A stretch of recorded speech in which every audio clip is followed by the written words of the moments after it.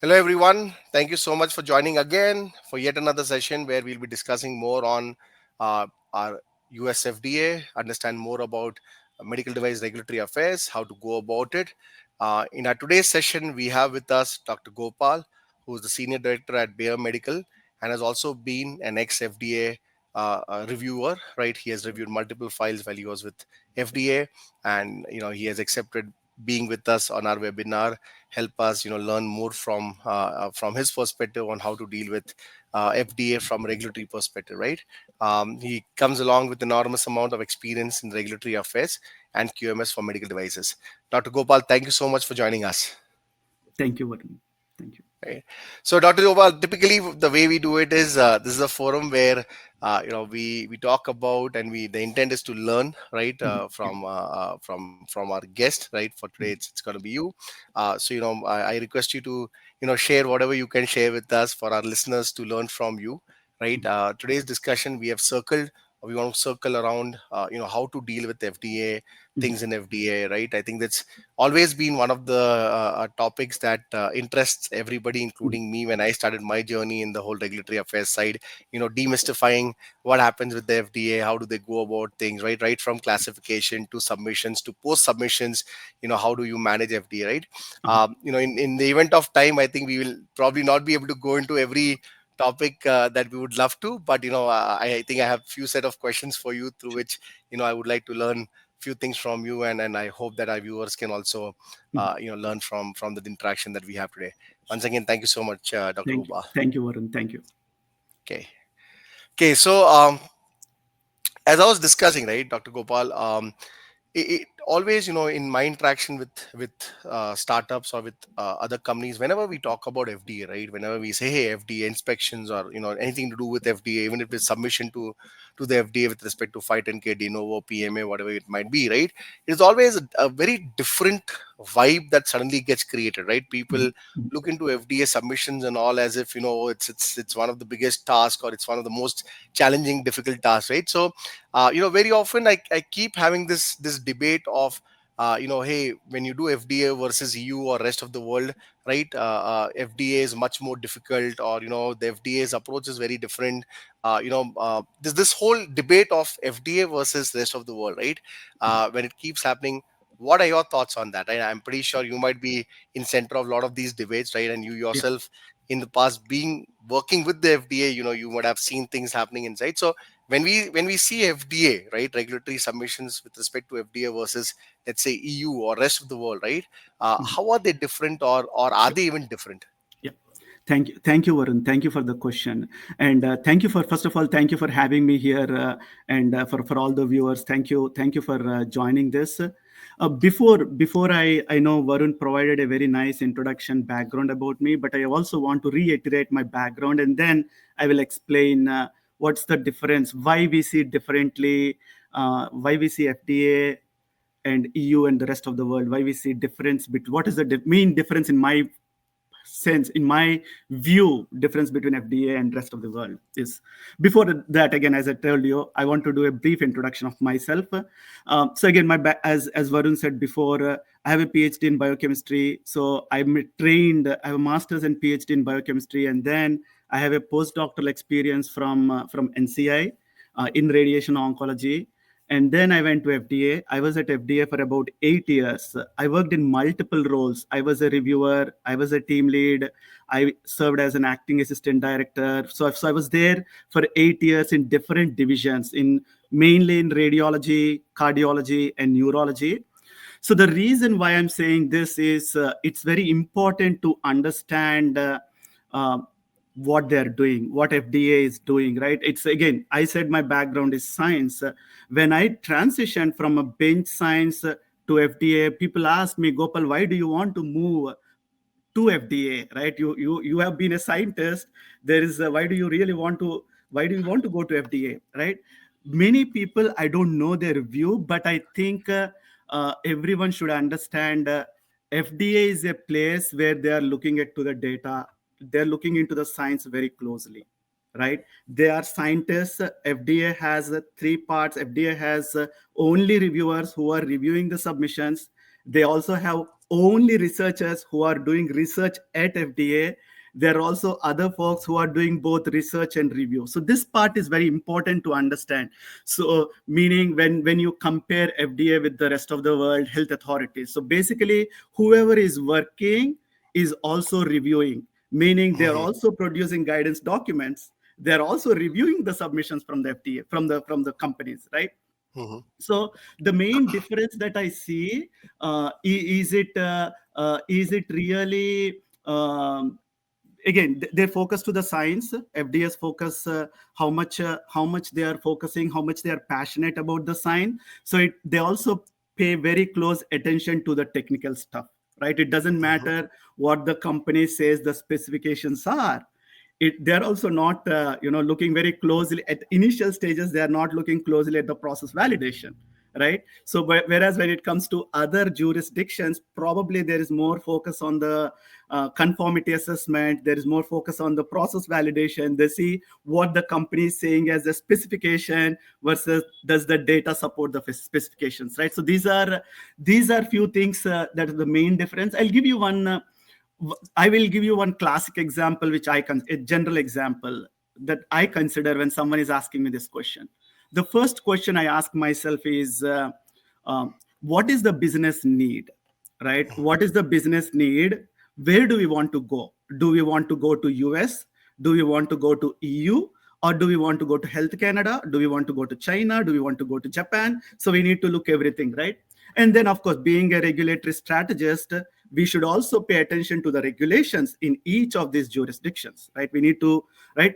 From a risk classification perspective, we know majority, in US it's class 1, class 2, class 3.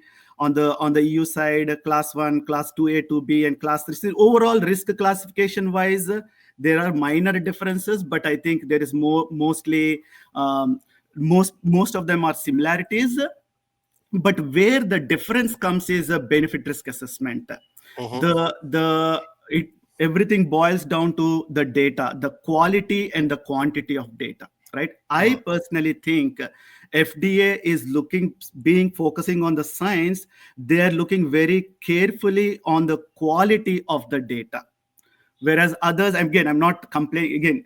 There are pros and cons. They are looking very closely into process validation and other things, right? So these are the main differences that I see between FDA and the rest of the world. Varun. That makes sense. That makes sense. Thank you so much for sharing those insight, Dr. Gopal. That makes a lot of sense. What you just said, right? I think some of the key notes that I could take while you were discussing was, FDA is heavy data driven. Not, and when we say data driven, it is not only about any kind of data. I think the quality and quantity of data both matters. They are heavily focused on the scientific aspect, right? And I think you mentioned that with the kind of background you kind of shared of the reviews, including yourself, right? Yeah, With the background they come from, right? So, yeah, Dr. Gopal, with that, right? Many a time there are devices which might have multiple, which might be doing different things, right? There might be software, there might be hardware, there might be hardware software interaction. Hardware might be doing, let's say, four different things. It might be measuring blood pressure, ECG, mhm, something else, right? mhm, In such a scenario, what happens, right? Is there a single reviewer who's looking at all of these things? If that is the case, how does yeah. FD ensure that the reviewer has all the right knowledge to look into the entire system, or are there multiple reviewers? What typically happens in such a scenario? Thanks, Varun. This is a very important question to understand for the viewers. So it is a multiple reviewer. So typically, what happens is, when a device submission is sent to FDA, first it goes to document control center where they check if all the respective dues are paid or not, and then it is assigned to a division, and the division assigns it to a team. The team assigns it to a reviewer. So a Mm-hmm. reviewer looks into the file. Reviewer looks into, okay, is this what is this device is about? Does this device includes, obviously every device includes device description. Again, depending on 510K versus de novo versus PMA, there are differences, but overall everything includes device description. There are technical aspects, right? There could be a biocompatibility if there is any patient contacting. there could be a sterility, there could be reprocessing, there could be electromechanical component, there could be MR component, there could be usability component, there could be label. Of course, certainly there is a labeling component, there could be animal studies component, there could be clinical component. So if a submission includes all of these, a reviewer forms a team which includes all of these SMEs. For example, I received a submission for the purposes. Let's assume I'm a biocompatibility expert. So I'm an SME in the biocompatibility area, but I received a submission which includes all the sections. Right now, when I see, okay, I will take care of the device description, labeling, and biocompatibility section, but then I will assign a consult to a clinical person to review the clinical section. I will assign a consult to a veterinary person to look at the animal studies. I will assign a consult to the sterility expert, to the usability expert. So basically, you can understand each of the sections are being reviewed by an expert in that field, right? I cannot, if I'm not an electrical engineer, I will not be doing justice. For me, electrical engineer, I feel like, oh, everything looks okay. But for an electrical engineer, if they can quickly identify the errors in so this is why I'm saying FDA is that they are technically experts. I can watch it. They are, especially if as a strategist, if you are focusing on the technical aspect, I think you will not win over FDA reviewers. If Got you it. are focusing on the policy, Uh-huh. probably there is a chance that you could win over FDA. So never, I see some companies, they try to argue on technical aspects with the reviewers. In my opinion, I don't think it's a good idea. But if you're saying, hey, as per this policy, we think this is acceptable, then they are more, because majority of the reviewers, again, I'm not talking about the managers, but the reviewers, they are experts in the technical, not necessarily, they may or may not be on the policy side, right? Got it. Depending Got on it. Got it. how many years they. That takes me to a very interesting question, right? Of late, so we when we do a FDA submission, whether you talk about again 510K or you talk about PMS, there is a lot of data that's been shared with the FDA. A lot of this data are also third-party data, right? Your safety reports, biocompatibility, sterility studies, right? Not necessarily that the companies are doing in-house; they rely on third-party data. So when you talk about referring to the third-party data, right, that I'm using as part of my submission, when you talk about quality of data, what does quality of data mean, and what are the few things you want to keep in mind to ensure that what you submit to the FDA with respect to third party data is in a proper format, or is in a level where it meets FDA's expectation? What are those few things a manufacturer should keep in mind? Sure. So this is also, Varun, this is also a very good question. So first thing is, even before going to the third party data, right? First, we need to understand, do we know, for example, the third party providing a biocompatibility test report, right? As a strategist, we need to understand, again, we are talking about FDA, so we need to understand FDA's guidance document, right? Because for the reviewers, guidance document is like a Bible, right? They follow, yes, they follow standards, but if they don't have time, guidance document is must, right? So that's the common document that industry as well as FDA reviewers are following, right? So first, as a strategist, you are looking into the guidance document and you are making your own assessment. Now, when you get a third party report, you will try to ensure this report is aligned with the guidance document, right? Again, depending on patient contact, right? Is it 24 hours, is it 24 to 30 hours, again, all the testing. So overall, there should be an alignment between the guidance document and the test report. And then when it comes to test report, for example, if it is simple cytotoxicity sensitization irritation, right? Mm-hmm. Today we have e-submission, right? We have electronic e-star, which is like for a 510K. So you can clearly see the biocompatibility section. You can clearly see what reviewers are looking in each of these sections, right? So you need to fill cytotoxicity, you need to fill sensitization, irritation, and time points. So you will clearly know when someone is walking through. I think as a team, we need to educate other colleagues on how to properly fill, make sure there are no gaps in the test report. If there are any deviations, make sure they are adequately addressed, justifications are provided properly, so that no additional questions arise. Or if you think there is no justification, the only thing is you have to repeat, right? You need to, again, so forget about FDA, right? Not FDA is they come at the end, right? Even when we are developing a product, we want the product to be safe, right? Correct. Think about, you are developing a product and you want to use it on your kid. Do you use a product which is not safe, which will harm your kid? No, right? What if something happens to the kid, right? What if there is an immune response to the kid, right? Absolutely. But what the FDA is also looking at the same thing. If my kid, if I'm exposed, I want their, public is trusting me to, to ensure the product is safe. So for that reason, I think, we need to understand if something, when, yes, sometimes when we do biocompatibility, we are applying directly on the cells, right? In real world, probably on the patients, you're not really applying on the cells. So if there is any failure, you should still be able to justify by saying like, hey, in real world, this is not applied on the cells, right? So you should, it's like how you're telling the story to the reviewers, to the FDA. Make sure it is convincing, right? First Got it. of all, when you tell the story, the other person should be able to be convinced. And then, if others, non-expert is convinced, I'm pretty sure FDA will be convinced. Makes sense. That's very well thought, very well put. So, Dr. Gopal, one more thing, right? So, FDA has all these programs where you can interact with them. I think it's one of the most interactive regulatory agency in the world that I have worked with, right? Where you have programs like pre-submissions, you have program like 513Gs, DNO. I think pre-submission itself is very interactive in its own right.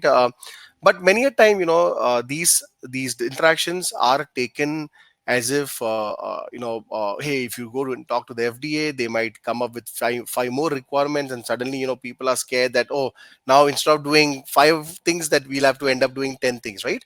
So is it really, or what would you like to share with our listeners with respect to this mindset of, that people have, that FDA is a tough organization who is probably using a magnifying glass, and are always constantly behind companies, and acting as a stopgate for companies to enter into the US, right? What are your thoughts on that? Is it that the case, or is it something else? So again, if we are specifically talking about FDA pre-submission program, so my initial gut feeling is, what is the reason for us to go to FDA with the questions, right? One, majority of the times, companies, they go to FDA to de-risk their commercial side, right? Either to reduce the timelines, or they're not sure, right? They're not sure, do we have to do testing, or will a justification be sufficient, right? That's so to de-risk any potential lead time on the commercialization. That's one reason. Other reason is, probably they want to make sure, when they do the final marketing application, whether it is a 510K or a PMA, they don't have any hiccups, right? So if your goal is the second one, you may not be happy, because so basically you're going to FDA thinking, oh, in your mind, you're thinking my strategy is 100% correct, right? Mm-hmm. My strategy is correct. I looked at the guidance document, everything is correct. Because you're thinking, you're assuming everything is accurate, you're going to FDA is saying no. So you are disappointed, right? Now you are ending up doing more studies, right? Versus if you are coming up with, if you're really open, right? Mm-hmm.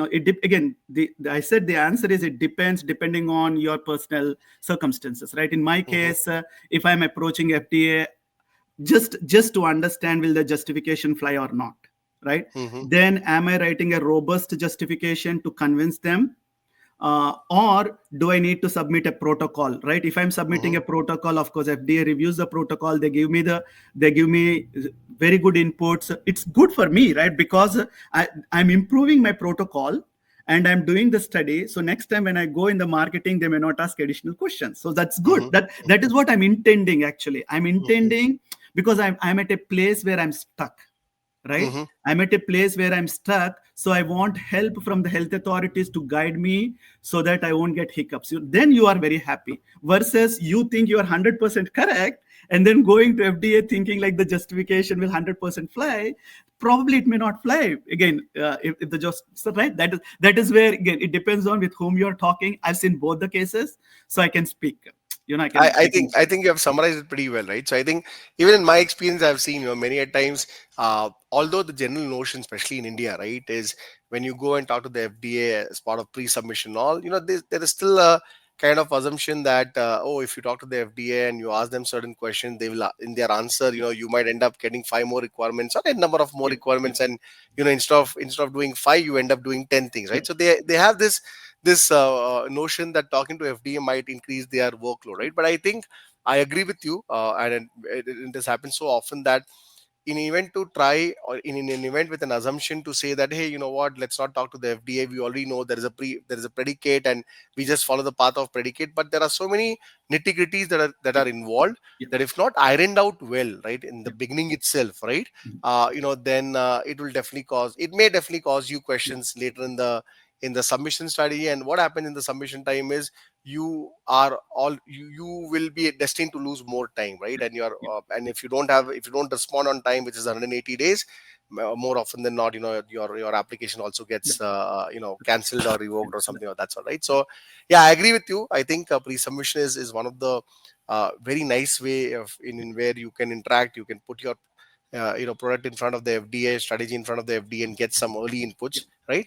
But tell me one thing, Dr. Gopal. Mhm. Many of these discussions are where FDA is coming up with suggestions, right? So Yeah. is it always necessary that in those discussions, right? It can always happen that what I spoke to you as a reviewer, let's say during the pre-sub, I might go back on my whiteboard. We might have change in strategy, change in plan, right? Mhm. Can I go back with your inputs? If there are changes in strategy and plan, I might end up not taking all the inputs that I would have received during my pre-submission discussion, and I might have to discard a few based on what changes we have done. Is Mhm. that okay, or is that something not okay when you go That, to your that, pre-sub? that that is How does it that go? is a, yeah, that is a totally okay. Um, to again, this is a non. You're right. Whatever feedback we receive from FDA in a pre-sub is non-binding, right? We all know, right? So maybe initially they may say like, hey, you are going with a device, and they may say like, oh, you may not need a clinical study, right? Later, if they think like, oh, maybe, oops, I made a mistake, but now you are changing the scope, you might need a clinical study, right? It Mm-hmm, could happen. mm-hmm, But overall, if you have it's you don't have to address all, but you need to acknowledge them, right? Like mm-hmm, in your, because they have a paper trail, right? When you do your marketing submission, you will also identify previous interactions, so a reviewer can go back and see, irrespective if it's the same reviewer or a different reviewer, they'll go back and see the history, right? They will see what has happened in the past, and they will also see what they communicated to the company in the past, right? mm-hmm, Now it is okay if you don't address it, but I will suggest you to acknowledge it and just say why you're missing it, mm-hmm. Okay. rather than not to talk anything about that and just completely ignore. Makes sense. No. Makes sense. I think, Dr. Gopal, what you are one key point that I am extracting from all your inputs is basically be open, be transparent, be honest, be Yeah, upfront, right? And it probably will always go in your favor because you are helping the FD understand what you're yeah, trying to do. And if you can do that in the right way, you might not see a negative effect to that, right? You will always see that's a right. Yeah. positive effect most of the time, right? That from there, I want to deviate to another very interesting topic in the field of discussion, which is clinical studies, right, Dr. Mhm. Gopal? So, clinical studies, as you might be aware, is one of the key things that Yeah. many Mhm. manufacturers do to, Mhm. prove the efficacy of their product, Mhm. do their Mhm. validation, stuff like Mhm. that, right? Yeah. And many a times, the manufacturers, especially foreign manufacturers, Mhm. like the ones in India or any other countries, right? Mhm. They do a lot of studies in India, right? So before they can even launch their product, let's say in India, they would have already done a lot of clinical studies in India. And very often they come back to me, and there is again a big assumption which on the basis of it they say, hey, we have done this X subject clinical trial in India. We are waiting to do a study in the US, right? The question I have for you is, if I have done, let's say, subsequent amount of clinical study in India, do I need to necessarily mandatorily conduct clinical studies in the US, or can my data which has been generated on in let's say India can be used for a US FDA application as well?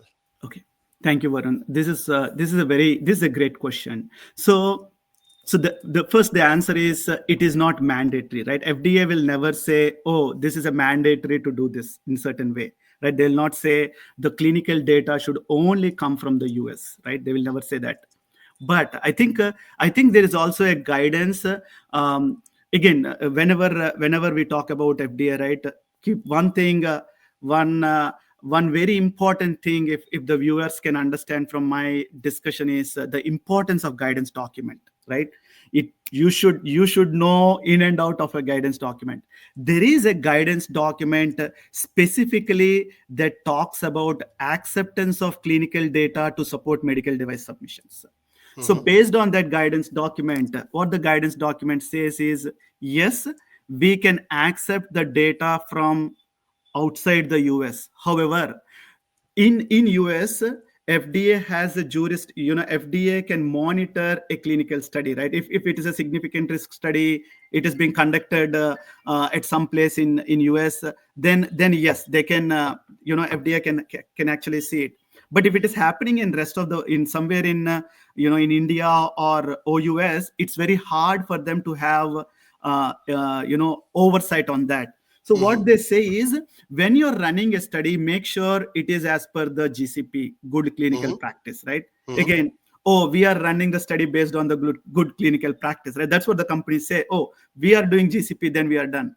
You should also look inside the GCP. What does the regulation says? The regulation says, when you are conducting a study, you need to have an informed consent from the patient, right? Hmm. When you are conducting a study, there should be an independent, harmonized committee who is overseeing.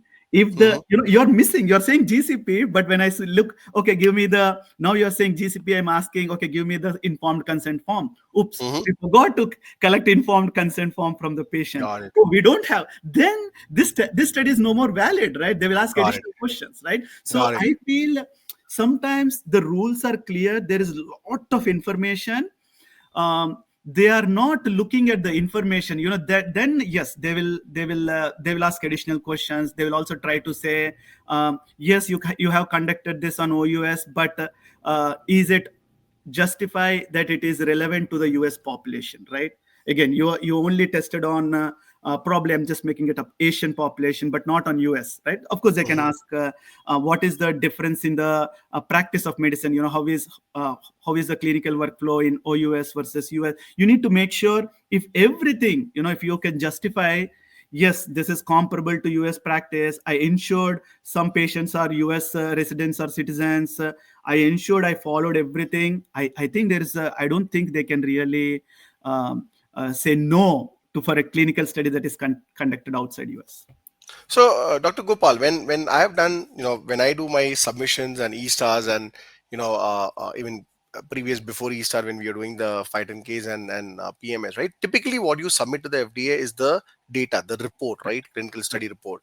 You don't necessarily end up submitting procedures, or or maybe even Yep. protocol you do submit, but not procedures and stuff. So, are you telling me that during the review, FDA can actually come back to you and ask you for a informed consent form Yeah, template certainly, or certainly they EC? yeah, certainly they can ask any. This is probably one of the difference between FDA and the rest of the world, especially FDA, right?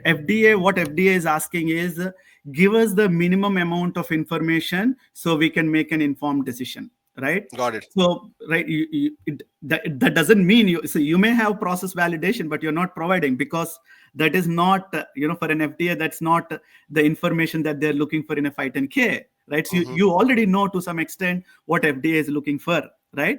But Hmm. if they have a concern, right? If the data is good, if everything looks good, probably they may not come back. But when they're reviewing it, they have even slight concerns, or they're not sure, they will come back and they will ask for additional information, right? This is Got it. one of the reasons why you might see more questions from FDA because they're trying to understand, right? If you're thinking in, oh, they're trying to understand and you're happy, they're looking very closely, right? It's a positive thing. But you might also say, oh, they are asking even a small, every small little things. Why do they need this, right? They're Got just it. trying to make sure things are done in a proper way. One last question on the same topic, Dr. Gopal, with respect to clinical studies and clinical trials and all, right? Very often there is also a debate and discussion, a lot of discussion that goes around sample size, right? Mhm. What's your input on Yeah. that? How do we ensure that we are doing the right? What should we even do, or what should we look into to ensure the sample size that we are defining for the studies that are happening OUS, right, are acceptable or would be acceptable to the FDA, right? Yeah. What approach should we take? Yeah, this is a very good and interesting question. Especially, again, I also noticed there is slight. I will not say, yeah, maybe some slight inconsistencies in different, like within FDA, right? Drug applications versus device applications. My sincere suggestion will be, again, if it is just a safety study, right? Probably numbers are not important, but if it is a safety and effectiveness studies, if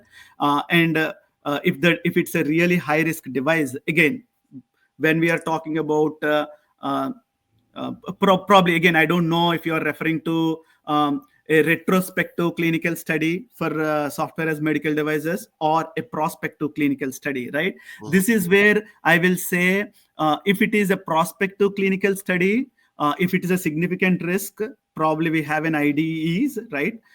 So during the clinical study protocols, we can always, you can provide your statistical numbers to FDA, because IDE is when you do when you do an IDE, it is pretty straightforward, right? They review, they provide comments. So if you have a blessings from FDA, then the protocol, the clinical study is already done, right? mhm, In some cases where it is not a significant risk study, where there is no IDE, then you are conducting some clinical performance assessment, or a clinical study, you want to know the numbers. I would assume this is a very good question to ask in a pre-sub, right? Because mhm, these are some of the important things where you can provide your strategy, right? How you are mhm, separating because they are not only looking into the statistical numbers, they're also looking into what is the primary endpoint, what is the secondary endpoint, right? mhm, you, mhm. right, so they are looking very closely. So I would suggest, I think this will be a very good topic to be aligned upfront to reduce the risk. Got it. Got it. So I think again you're pointing towards pre-sub and suggesting to use it as a very effective tool to, to iron out your strategy. Yeah. And I think that's one place where you can get most of your answers. Great. Um, Again, Dr. Gopal, in your experience, right?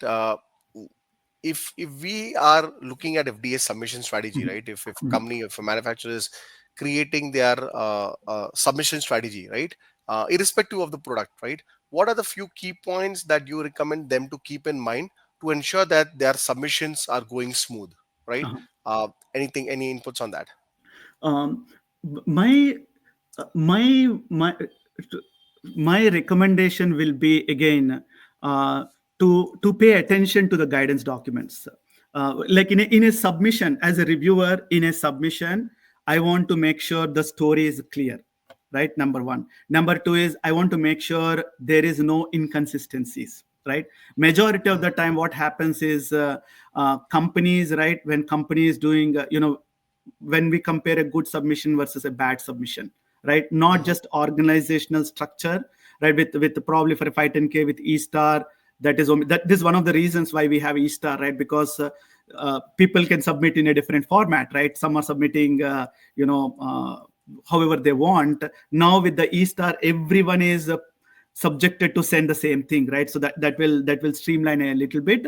But my guidance is to look into the key is to look into the guidance documents, right? To mm-hmm, see the guidance document, follow the guidance. One of the problems from the industry I see is, they say, yes, we reviewed the guidance document, but did you interpret it in accurately? That's the yeah, key, yeah, yeah, right? yeah, yeah, Because, see, makes sense. yeah, this is again going back to the difference between FDA and OUS. See, you should ask who is actually creating these guidance documents. The reviewers are creating these guidance documents, right? Mm-hmm. Reviewers are not coming and talking, but they're providing this. But versus when you see IMDRF guidance document, I don't know if all the because IMDRF is providing more from an high level, right? Versus there is a guidance document for software. There is a guidance document for biocomp, guidance document for sterility, guidance document for e-star, guidance document for how to name a submission, Mm-hmm. right? So there is a guidance document for statistical considerations. There is Yeah. a guidance document for clinical study. There is a guidance document for, oh, can I accept the clinical study if it is done OUS? Right? Uh-huh. So everything it is, and it is coming from the experts who are Got it. reviewing the submission. Got Versus it. here, it's you know, yes, IMDRF is doing this, but who is actually looking at the tech file? Notified bodies, they are not coming up with this guidance document, right? Got it. Yeah. Right. So that's why I think it's very important. So once we do a very thorough job in understanding, in interpreting it correctly, and then there is no inconsistencies. It is also hard if you are asking Mm-hmm. me, Gopal, from the FDA side. Immediately looking at a submission, can you say it is smooth or not? I can't say it honestly. I can Mm-hmm. say if it is a well organized submission or not, because Mm-hmm. as I told you before, I'm not the only person. Reviewer is not the only person who is making a decision. It's a team Mm-hmm.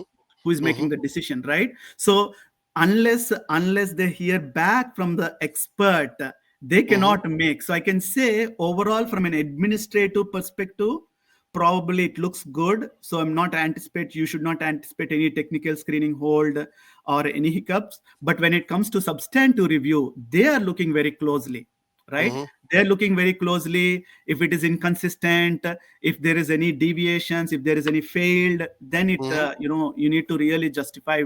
Anything I can say. If I see a failed report, I want to make sure there is a justification, adequate justification to say it is acceptable. Got it. That- No, I think I was not aware of this, that there is a team which is basically making this decision whether you should be getting an approval or not. I thought it is one person just taking help from the team, but it is eventually that one person. But I didn't know it's actually a team who's giving their input and are yeah. involved in the decision making to Mm, approve or reject a particular application, 510K or whatever it might be. Right. For the sake of our viewer, Dr. Gopal, FDA has come up with this beautiful process of e-star submission. I think mm, that's one of the nicest change that they have made, and has helped manufacturers a lot to make their submissions and go through mm, their mm, submissions mm, much more mm, easier than what it used to be before. For the sake of our viewers, right, for mm, the ones who are who've joined us, can you help us understand what is the difference between a technical screen review hold versus substantial review? When does a substantial review start? Or, why do you even get a technical screen review hold? What is a technical screen review or a technical screening that basically happens before a Sure, substantial review starts? Can you sure. spend some time and help us understand Yes. that?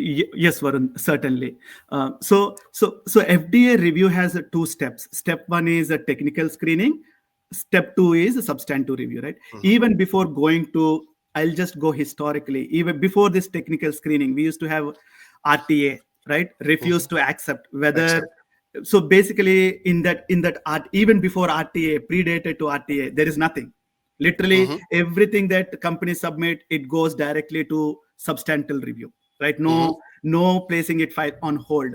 So when it is a predated RTA, when the FDA was receiving so many submissions and they had to accept it into substantive, when they were doing substantive review, they identified, oh, this submission is not good. Hmm. So they said, like, oh, we need to come up with a tool to screen submissions that are good and submissions that are bad from an administrative perspective. So they created Hmm. this a tool called RTA, refuse to accept, where they were not supposed to go detailed, but they see, okay, if a company says biocompatible, the device has the patient contacting components. Okay, did they provide biocompatibility documents? Right? Hmm. If a device has a sterile component, did they provide sterility related information, packaging related information, so on and so forth, right? If that information is provided, then they are done. It should be accept. But in Mm-hmm. reality, some cases, what happened was they were actually going in depth to what was done, what was provided, and then they were like, oh, you provided this, but there's an issue, so they were placing the files on hold. So Mm-hmm. what FDA did is they removed this, and they said, okay, now we don't have any RTA, so we are not going to do any checklist and accept or reject administratively. But it's an E-star, so when you're filling the E-star, each section, you can see on the left hand side whether it is green or red, right? Majority of the time it will be red, or sorry, it will be green, right? Every all the sections are filled, so it is good to go, right? Mm-hmm. That's what you would assume. But they also don't want, right? They don't want to lose a tool to really judge if a submission is good or bad, right? For that, what they will do is, okay, did you really, again, one example is you have a reusable device. In the labeling you're saying reusable, but in the E-star you are saying it's not reusable, Mm-hmm. right? That Mm-hmm. means now I lost complete trust on the Mm-hmm. company. Wait a minute, in the pack, in the labeling you're saying reusable, here you're saying single use. Mm-hmm. Now, even though it is a green when you submit an E-star, in reality you answered it wrong, so they want to Mm-hmm. use that as a tool to put it on hold. So Mm-hmm. that's called a technical screening hold. Basically, they are looking into it. Are you answering the questions accurately? If the questions are accurate, it will immediately go to substantive review. So I think within 10 to 15 days, they will let us know, yeah, everything is good. Basically in substantive review is where the SMEs are looking very closely into the data. In the Got it. technical screening part, they're just reviewing from a high level if you provided all the documents to start your review or not. That's all. Got it. Makes sense. That was very helpful. Thank you so much for that. In the event of time, Dr. Gopal, I know we are running a little Yeah, short of time, but I think a couple of questions before we can sure. close our today's discussion. Uh, Firstly, again, I've been enjoying this whole discussion. I think few things that I'm learning from you as we are discussing about the FDA and the whole approach towards FDA submission. But uh, what are the differentiating factors, right? I think we already spoke few of them, but if you have to summarize, what are those differentiating factors of the FDA with respect to the other global regulatory bodies, including IMDRF? How do you see that they are different from others? Yeah. So I will say certainly one. There are few, right? One is the market size, right? We all know US is a big market, right? US is a tremendously big market, right? I've personally seen it. When we sell, when we are marketing a device in EU versus US and other countries, right? There's a huge, the market share is big, right? The differentiating factors from FDA internally is focus on the science. I Mm-hmm. will, it's everything that they are basing is on the science. And the Mm-hmm. other thing is other differentiating factor that I feel that FDA has when compared to rest of the world is um, is identifying something ahead of time, right? Mm-hmm. They are really the pioneers, right? When we even historically, when we go back and see the medical device regulations, right? FDA st- like in 1976, right? On 1976 FDA regulations, medical device regulations came in. But whereas when you see on the EU side, probably it's not until 1990s, right? Later part of 1990s. So they have a lot of, they are really pioneers in this, right? They have seen, right? When we see a regulation, there should be some reason for the regulation to come up, right? Which Mm-hmm. means there could be some issues. Pre-amendment devices, probably there are some issues they have noticed, and then that, oh, now we have to regulate these, right? So they started ahead of time. And even on the software as medical devices, AI, right?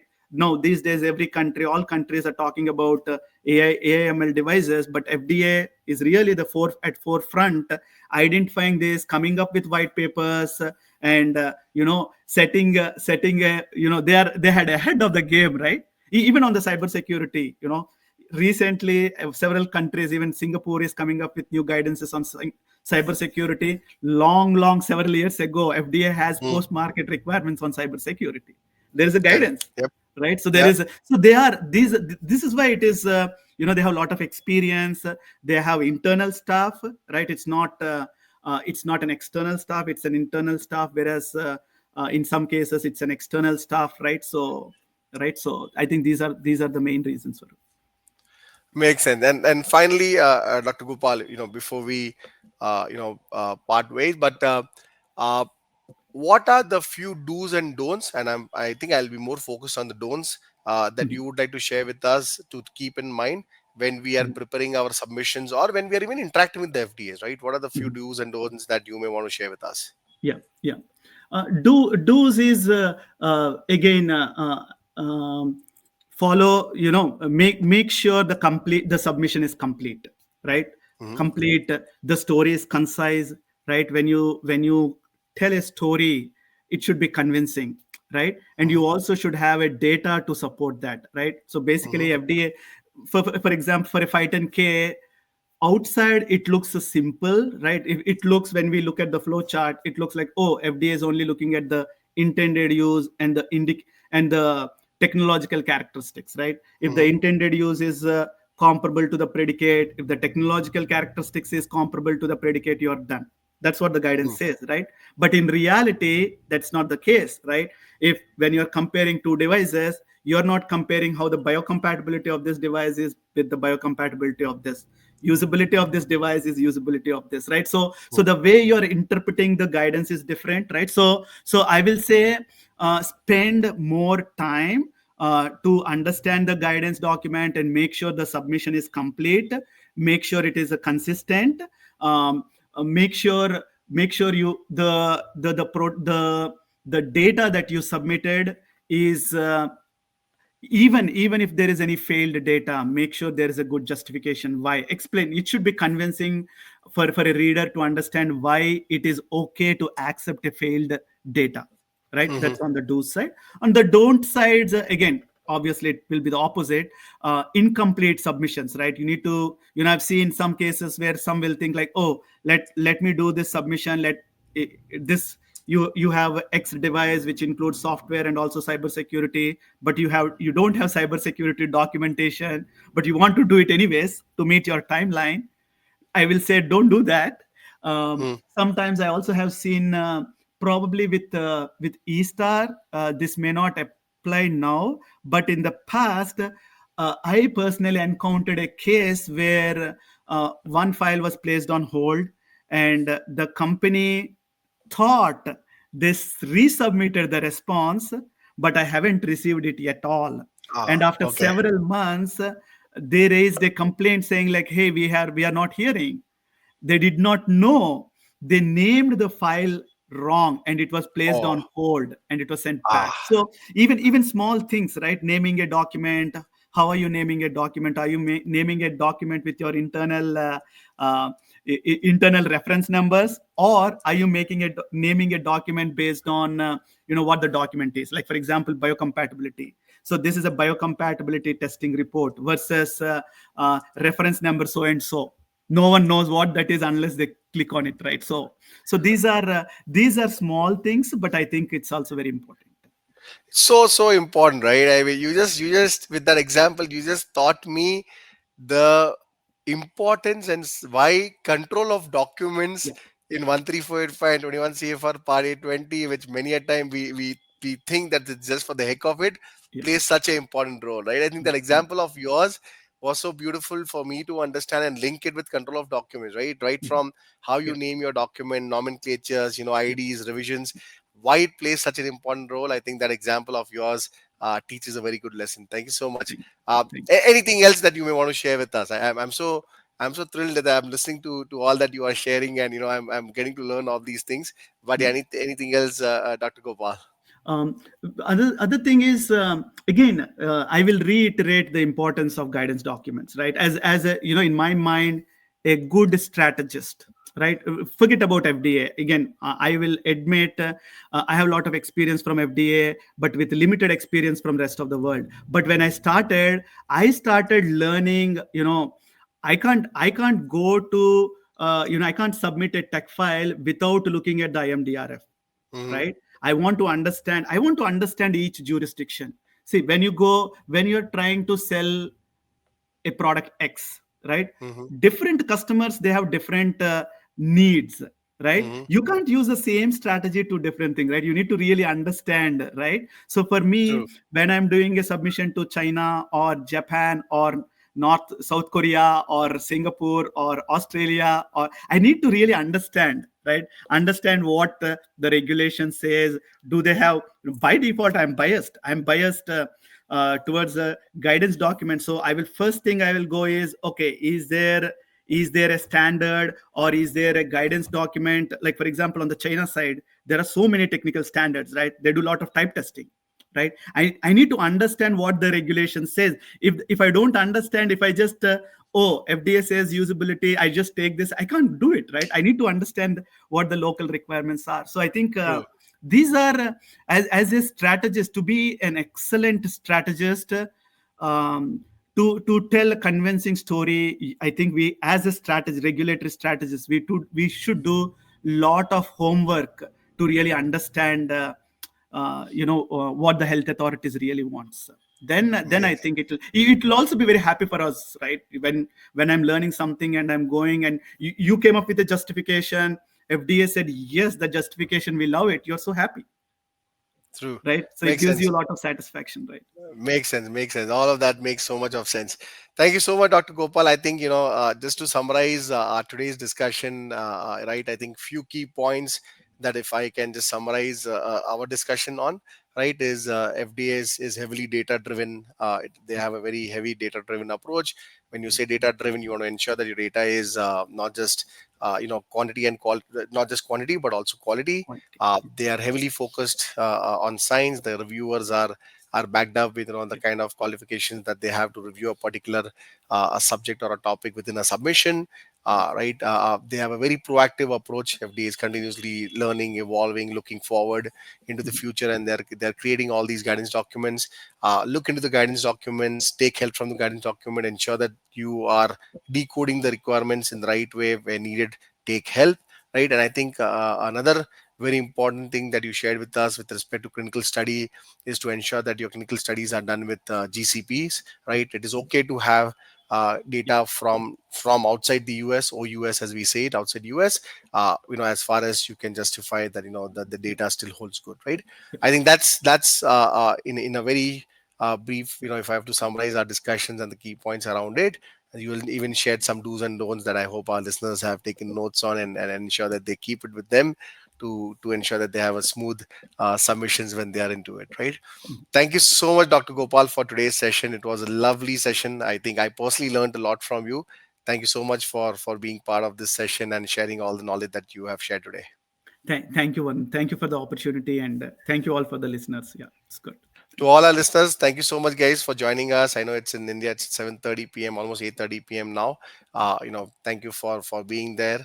I am Varun Trivedi. I'm the founder of EasyQ Solutions. In the past we have been coming up with different webinars, and we'll be keeping on doing that as we move forward. If there are any suggestions, any inputs that you have for us, in terms of if there are any specific topics you would like us to focus on, or have a webinar on the same, or if there is anything that you may need some help on, feel free to reach out to me and Dr. Gopal, right? We are both on LinkedIn. We'd love to connect with you, answer your questions if you have any. Stay in touch, and we'll be again coming back very soon with a new webinar. Thank you, Dr. Gopal. Thank you Thank so much for your time. Thank you, thank everybody. you. Thank you. Thank you. Thanks.